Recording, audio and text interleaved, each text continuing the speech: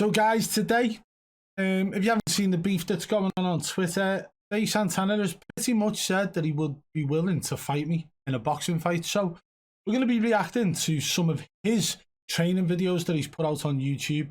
Although there are only two of them, two videos, week 1 and week 2. And then he hasn't posted anything for about, I don't know, like 5-6 weeks. Well, let's take a look anyway. Let's see what he's about. You rocking music. You're the rocking music.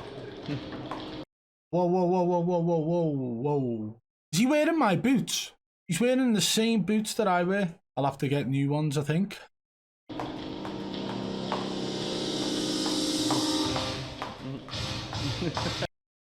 Now, one thing I will say as well, like every gym I've ever trained in, which is 2. But yeah, every gym I've trained in, they tell you not to skip in the ring because it damages the canvas. And there he is, skipping in the ring. 1, 2, 3. 1, 2, 3, 2. He is heavyweight, okay? So, if you're in the heavyweight game, right, you definitely need to be having some sort of power in your shots. I get it, week 1, this is literally week 1, okay? So, fair enough. He's getting combinations together, right? Then, like, the 1-2 hook roll, and then putting it straight on the end of it. Let's point out some of his flaws now, right? Once he's thrown the shot, his hands come low, okay? His chin's up a little bit, should be tucked a little bit more down. But he's like a typical all the gear, no idea type guy, yeah? He's got the nice Nike boots, he's got the Cleto Ray gloves, although they might be, you know, borrowed from the gym. We don't know. All the gear, no idea. Actually, at the start of this video as well, just to make you aware, he had to have somebody else wrap his hands for him. I'm just skipping back here. Somebody else had to wrap his hands for him. Anyway, let's carry on with the pad work. 1, 2. 1, 1, 2. I'm going to try and look for positive things to say, okay? I'm not going to be an arse about it. I feel tired already. Round 1 of pads, tired already. Bear in mind, he'll have done a warm-up, a couple of stretches, hopefully, and then he will have done the skipping. Not sure how many rounds of skipping he will have done, or jump rope, I think they call it in America. Not sure how many rounds, but listen, you don't get tired that easy, surely.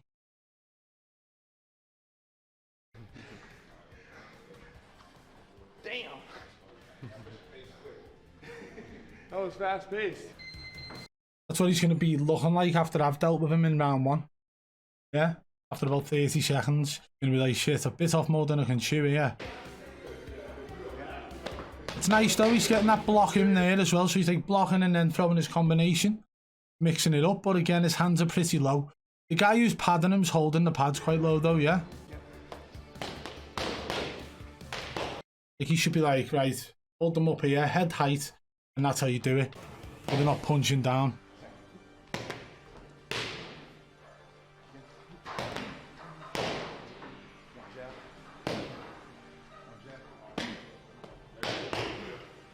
He's holding his breath as well while he's throwing punches, as we could see then. He's going to pull it back just a little bit. Watch him as he throws this combination. Now he's holding his breath.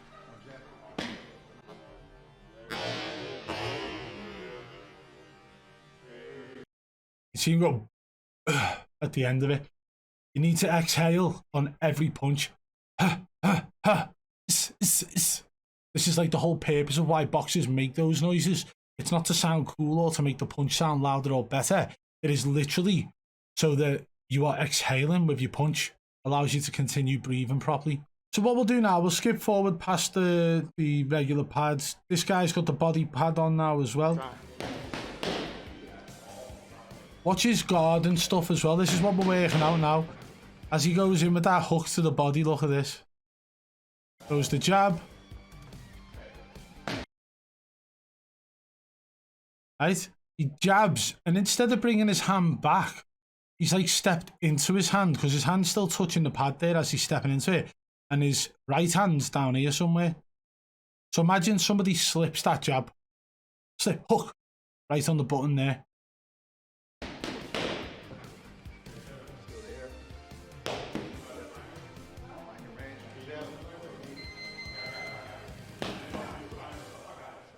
saying when they say, all work is easy work?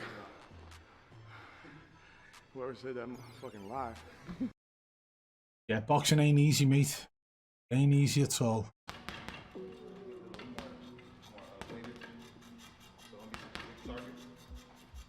Just start throwing some hooks in there as well, man. This is just about hand-eye coordination more than anything. We're not looking for him to be throwing like large, powerful shots.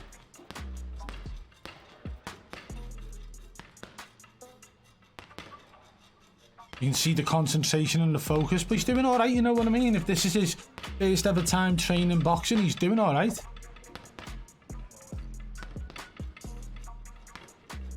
He's moving around it as well, yeah? Rather than just standing still in one space.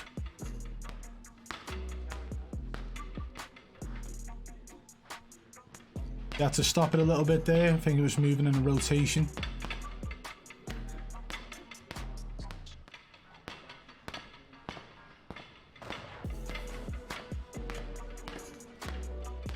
Now you got to realise as well, like this gym that he's in, it's got like decent equipment. Probably on like a one-to-one with a personal trainer who's probably got like years of experience in the boxing game, right? So he's getting the hard, like good training, putting in the hard work.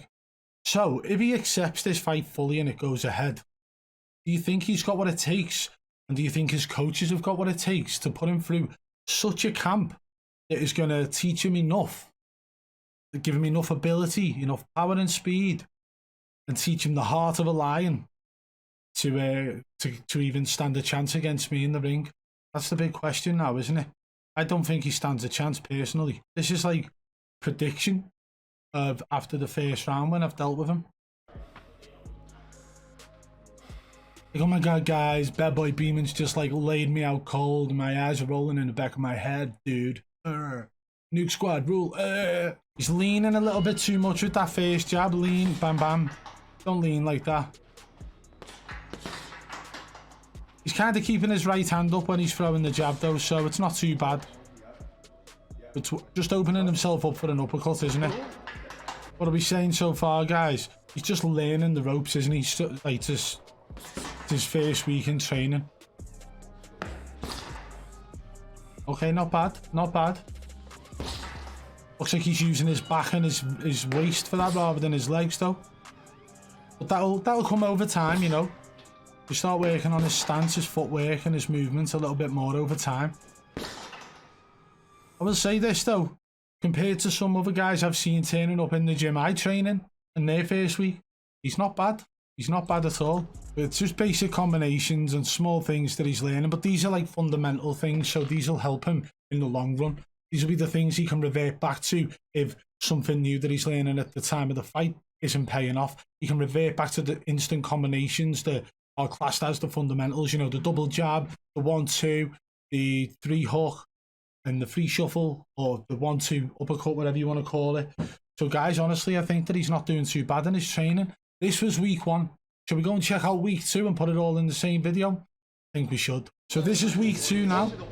Let's see how he's getting on. Same coach, same guy coaching him. Again, skipping in the bloody boxing ring, man. That's this is weird. That's the same clock that we have in our gym as well. Same timer, same boots, same timer. Santana, man, listen, if you want to be like me, just say he's even got the boobs that I've got, man. Same titties. Life would be much easier for him if he wasn't skipping in the ring as well. It'd be much easier for him to get that bounce.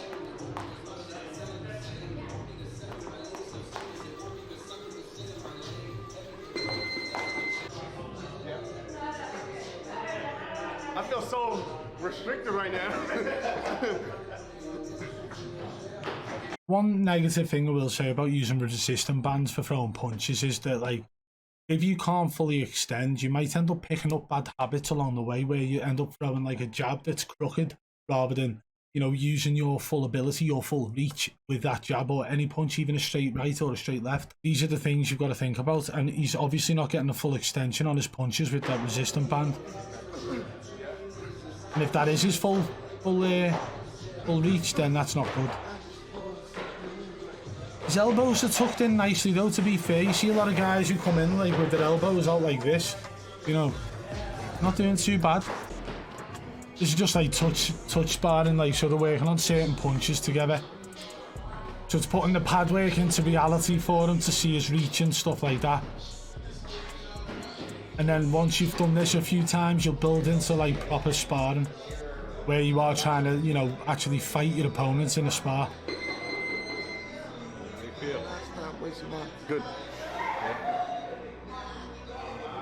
Seems a lot more confident in himself in week 2. The question is are these truly week 1 and week 2? All it takes is for someone to feint that. He sticks his arm up like that, and he slip a bit further and sink one into the body. Especially if the southpaw. But I'm not stupid either. I'm not going to sit here and think to myself that this is what he's going to turn up like if we ever actually do share the ring together. Because between now and whenever that fight happens, he's going to dedicate time and energy and effort into training to become a lot better than this. He's probably still training now, so he's probably already levels above what we're seeing here. But the defense that he's got's awful. Sticking his arm out like that, if somebody feints and he sticks his arm out, he could end up leaning onto a punch or taking a punch he shouldn't have taken just because of a sloppy defense. How you feel? Good. Good. Okay. Yeah, because you barely done anything that round, did you? Let's be honest. Not using his legs much either. I mean, he's got the restrictors on there, so I can understand maybe he's like feeling a little bit uncomfortable and difficult in that moment, with it only being week 2 of his training. Question is, if he keeps up the hard work and he keeps pushing himself, right, and he trains really hard, what weight's he going to end up at? I think he's about a stone lighter than me at the moment, which is, what, 14 pounds for those in America who don't know what a stone is. He's about 14 pounds lighter than me there. If he trains really hard for a fight, he might end up cutting too much and end up in the cruiserweight bracket. But surely he'll have to keep his weight up if he agrees to fight a heavyweight, won't he?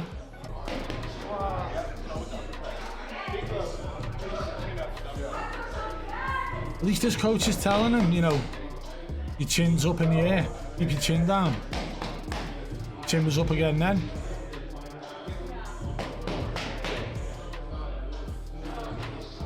I've got to say as well, I think them boots look better on me. You know what I mean?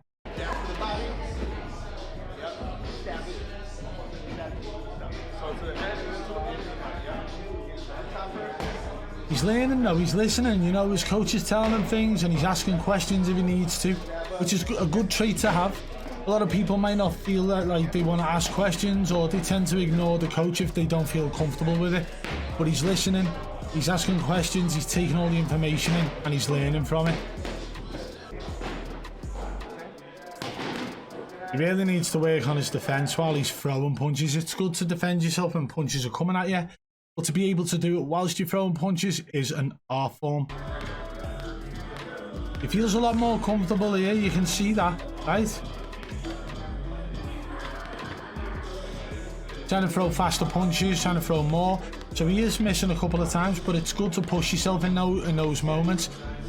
Yeah, he's mixing it up, not just straight punches anymore. He's throwing little cheeky uppercuts in and stuff. All in all, guys, I think that's where we'll end it. But I will say this. Hats off to him for putting in the effort and putting in the work. But now he's actually put this tweet out here saying that he's happy to fight. So let's see if anyone out there wants to see that fight happen. If you want to see BadBoy Beaman versus Faze Santana, let me know in the comments below. And also, go and tweet at Mams Taylor, go and tweet at Misfits, go and tweet at Happy Punch Promo, and all those guys in between. Let's get this fight made. I'm ready, and I'm sure he will be by the time fight night comes round. Hit that thumbs up if you enjoyed the video, guys. If you're new, subscribe and turn on notifications so you don't miss the future boxing channel uploads. Until next time, I'll catch you on the flip side. Go!